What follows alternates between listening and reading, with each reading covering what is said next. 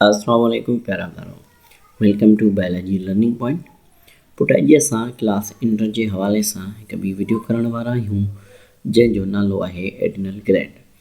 Last time असां pancreas खे ॾिठोसीं, अॼु असां एडिनल ग्लैंड खे ॾिसण वारा आहियूं। एडिनल ग्लैंड बेसिकली हिकिड़ो ट्रायंगुलर शेप जा असां चऊं त ग्लैंड हूंदा आहिनि जेके मौजूदु हूंदा आहिनि असांजे हर हिकु कुर्ते जे मथां। हर हिकु जेको एडिनल ग्लैंड आहे पुट उहो ॿिनि रीजन जो या ॿिनि पोर्शन जो ठहियलु हूंदो आहे। हिकिड़ो हिन जो ॿाहिरियों पोर्शन हूंदो आहे जंहिंखे असां एडिनल कॉर्टेक्स चवंदा आहियूं, जॾहिं त हिकिड़ो हिन जो अंदरियों पोर्शन हूंदो आहे जंहिंखे असां एडिनल मेड्यूला चऊं था। असां पहिरीं ॻाल्हि कयूं था एडिनल मेड्यूला जी। डायग्राम असांखे टॉपिक खां पोइ नज़र ईंदो जंहिंमें असां डिस्कस कंदासीं।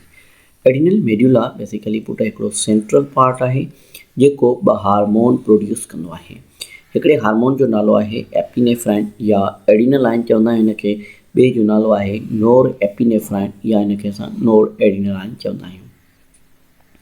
हे जेके हार्मोन पुट केॾी महिल ठहंदा आहिनि जॾहिं असां स्ट्रेस में हूंदा आहियूं, ठीकु आहे, कंहिं टेंशन वारी कंडीशन में अची वञूं, प्रेशर वारी कंडीशन में अचूं, उन टाइम ते हिननि हार्मोन जो कमु छा आहे? हिननि हार्मोन जो कमु आहे त ट्रिगर कंदा आहिनि, ठीकु आहे, अलार्म जे तौर ते असां वटि कमु कंदा आहिनि। रिस्पॉन्स हिन जो जेको आहे सो बिल्कुलु साॻियो हूंदो आहे जीअं असांजो सिंपैथेटिक नर्वस सिस्टम जो हूंदो आहे। हीअ असांखे मदद कंदा आहिनि छा में त तयारु कनि असांजी बॉडी खे एक्सट्रीम एफर्ट्स जे लाइ। तमामु तेज़ या तमामु घणो जेको आहे हिन जो एफर्ट्स हूंदा आहिनि हिननि हार्मोन जा, जेके असांजा छा कंदा आहिनि पुट इंक्रीज़ कंदा आहिनि असांजी हार्ट रेट, उन सां गॾो गॾु इंक्रीज़ कंदा आहिनि असांजे ब्लड प्रेशर खे, डायलेशन कंदा आहिनि ब्रोंक्योल्स जी, ठीकु आहे, एलिवेट कराईंदा आहिनि ब्लड जी ग्लूकोस लेवल खे, ब्लड जी ग्लूकोस लेवल खे वधाईंदा आहिनि। उन सां गॾो गॾु छा कंदा आहिनि पुट रिड्यूस कंदा आहिनि ब्लड जो फ्लो असांजे स्किन जी तरफ़ ऐं असांजे डाइजेस्टिव ऑर्गन जे तरफ़, ऐं वधाईंदा आहिनि ब्लड फ्लो असांजो जेको आहे सो हार्ट ऐं मसल जे तरफ़, त जीअं वधि खां वधि एक्शन्स असां करे सघूं। एडिनल मेड्यूला जेको आहे पुट ही एक्टिवेट थींदो आहे छा सां? असांजे जेको आहे सिंपैथेटिक नर्वस सिस्टम सां, जंहिंजो कमु इहो हूंदो आहे त जेको असांखे एमरजेंसी वारी सिचुएशन में मदद कराए। ही जेके एपिनेफ्राइन ऐं नोर एपिनेफ्राइन आहिनि, इन्हनि खे असां एमरजेंसी हार्मोन बि चवंदा आहियूं। सो पुट अगरि असां डायग्राम जी ॻाल्हि था कयूं त हीअ असां वटि डायग्राम आहे एडिनल ग्लैंड जो। एडिनल ग्लैंड हीअ आहे, हीअ असांजी किडनी आहे, एडिनल ग्लैंड आहे। अगरि असां एडिनल ग्लैंड खे ॾिसूं था, हिन जो सेक्शन था कटियूं त असांखे ॿ रीजन नज़र था अचनि। हीअ अंदरि वारो जेको आहे हिनखे एडिनल मेड्यूला ऐं हीअ ॿाहिरि वारो एडिनल कॉर्टेक्स। अगरि असां ॻाल्हि कयूं था एडिनल कॉर्टेक्स जी, एडिनल कॉर्टेक्स जेको आहे इहो रिलीज़ कंदो आहे असांजा छा स्टेरॉइड हार्मोन, जिनखे असां कलेक्टिवली मिलाए करे कोर्टिकोस्टेरॉइड चवंदा आहियूं। खोड़ सारा कोर्टिकोस्टेरॉइड जेके आहिनि अलॻि कया विया आहिनि एडिनल कॉर्टेक्स खां, जेके असां वटि मेन जेके टे हिन जूं जेके क़िस्म आहिनि, ठीकु आहे, उहे कहिड़ियूं आहिनि, जिनखे असां चऊं था ग्लूकोकोर्टिकॉइड, मिनरल कोर्टिकॉइड ऐं एंड्रोजन्स। ग्लूकोकोर्टिकॉइड में असां वटि अचे थो कोर्टिसोल हार्मोन, जॾहिं त मिनरल कोर्टिकॉइड में असां वटि अचे थो एल्डोस्टेरोन। हिननि एल्डोस्टेरोन जे बारे में त असां ऑलरेडी पढ़ी चुका आहियूं, ठीकु आहे। अच्छा, ऐं उन सां गॾो गॾु एंड्रोजन्स। हाणे ग्लूकोकोर्टिकॉइड या कोर्टिसोल जो कमु छा हूंदो आहे? हीअ पुट स्टिमुलेट कंदा आहिनि, वधाईंदा आहिनि छा जी ब्रेकडाउन कराईंदा आहिनि प्रोटीन जी अमाइनो एसिड में, जेका असांजी ब्लड में ईंदो आहे अमाइनो एसिड, उन खां पोइ लिवर ॾे ईंदो आहे, ठीकु आहे। इहो पिणु लिवर खे स्टिमुलेट कंदो आहे त प्रोड्यूस करे एंजाइम्स, जेके ज़रूरत हूंदी आहे छा जी ग्लूकोनियोजेनेसिस जी। ग्लूकोनियोजेनेसिस छा आहे? अहिड़ो प्रोसेस जंहिंमें अमाइनो एसिड खे ग्लूकोज़ में तब्दील कयो वञे। ॾिसो पहिरीं छा थींदो आहे, असां वटि ग्लूकोज़ हूंदो आहे ब्लड में, जेकॾहिं ग्लूकोज़ जी लेवल घटि थी वञे, असां वटि वधीक ग्लाइकोजन आहे, त उन जो जेको आहे सो पूराव करण जे लाइ अमाइनो एसिड खे कन्वर्ट कयो वेंदो आहे ग्लूकोज़ में। इन प्रोसेस खे असां ग्लूकोनियोजेनेसिस था चऊं।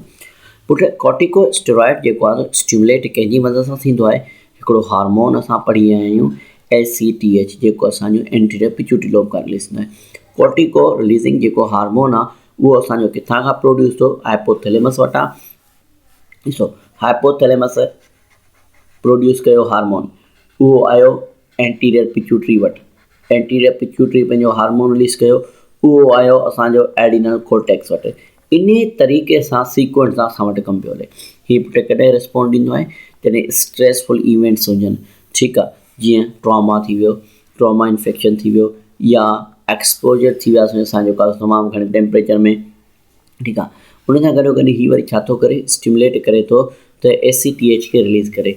ACTH वरी छा थो करे, जेको असांजो ग्लूकोकोर्टिकॉइड आहिनि उन्हनि ते कमु थो करे, जेके सिमिलरली ग्लूकोगॉन जेको आहे उनखे स्टिमुलेट थो करे त ग्लूकोज़ ठाहे। जॾहिं त छा थो करे, इनकरेज थो करे त इस्तेमालु कई वञे लिपिड, ठीकु आहे, ग्लूकोज़ जी जाइ ते। ग्लूकोज़ जी जाइ ते छा पियो करे, लिपिड खे एनर्जी जे लाइ इस्तेमालु कयो पियो वञे, ठीकु आहे। इन में अॻिते लिखियलु आहे त तव्हां इहा शइ ऑब्ज़र्व कई हूंदी त वैराइटी ऑफ हार्मोन जेके आहिनि, जंहिंमें असां चऊं था thyroxine, insulin, glucagon, epinephrine, glucocorticoid, इहे सभु जा सभु हार्मोन जेके आहिनि से मुलविस आहिनि जंहिंमें ग्लूकोज जी मेटाबॉलिज़म कराइण में। इहो चए थो, अॻिते लिखियलु आहे this is likely due to the brain. इहो छाजे करे आहे, ब्रेन जे करे आहे। छो जो ब्रेन जी जेका नीड हूंदी आहे, छा हूंदी आहे, सर्टेन न्यूट्रिएंट जेके हूंदा आहिनि मेटाबॉलिज़म जे दौरान उन्हनि जी, जॾहिं त मेजॉरिटी जेके असांजा बॉडी जा सेल हूंदा आहिनि उहे इस्तेमालु करे सघंदा ॿई शयूं, कार्बोहाइड्रेट्स बि इस्तेमालु करे सघंदा, फैट खे बि इस्तेमालु करे सघंदा ऐं प्रोटीन खे, सभु जा सभु जेके आहिनि न सेल्स करे सघंदा इहे सभई शयूं, सिर्फ़ु ब्रेन, छो त ब्रेन इन शइ खे इस्तेमालु कोन थो करे सघे सवाइ ग्लूकोज़ खे, इन करे। अच्छा, उन खां पोइ अगरि असां ॻाल्हि कयूं था त छा थो थिए, brain cells can only use glucose. Brain जा सेल्स सिर्फ़ु ग्लूकोज खे इस्तेमालु करे सघंदा, इन करे ब्लड जी ग्लूकोज लेवल खे इन जी इजाज़त ई कोन्हे त हू किरे तमामु घटि ताईं, छो जो ब्रेन जा सेल्स छा थींदा, तेज़ीअ सां बुख मरणु चऊं त लॻी वेंदा ऐं असां जेको आहे सो अनकॉन्शियसनेस थी वेंदासीं, बेहोश थी वेंदासीं ऐं डेथ बि थी सघे थी। केॾो कमु पियो करे असां जेको आहे सो ACTH एडिनोकार्टिकोट्रोपिक हार्मोन, जेको आहे सो वरी ग्लूकोकार्टिकॉइड हार्मोन। छो त ओवर सीक्रेशन जेॾी महिल असांजी कोर्टिसोल जी थी वेंदी आहे त इन सां हिकिड़ो मसइलो थींदो आहे जंहिंखे असां चवंदा आहियूं कुशिंग्स सिंड्रोम, या इनखे असां चवंदा आहियूं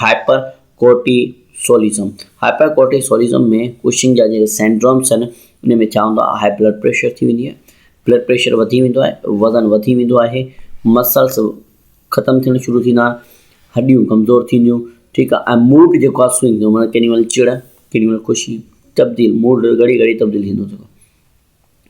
जॾहिं घटि सीक्रेशन थींदी आहे एडिनल कोर्टेक्स जी हार्मोन जी, त उन सां छा थींदो आहे, असां वटि पुठि हिकिड़ो प्रॉब्लम थींदो आहे जेके असांजो एडिसन्स डिज़ीज़, जंहिंजे करे छा थींदी आहे, कोर्टिसोल जी कमी थी वेंदी आहे, उनजे करे ग्लूकोज छा थींदो आहे, किरंदो आहे ऐं हाई सस्पेक्टिबिलिटी हूंदी आहे छाजी, त को बि क़िस्म जी असांजी टेंशन थी सघे थी, स्ट्रेस थी सघे थो, छो जो असां वटि घटि एनर्जी सप्लाई थिए थी, जंहिंजे करे असांखे प्रॉब्लम थी सघे थो इन्फेक्शन जो, जंहिंजे करे असांजे पास डेथ बि थी सघे थी।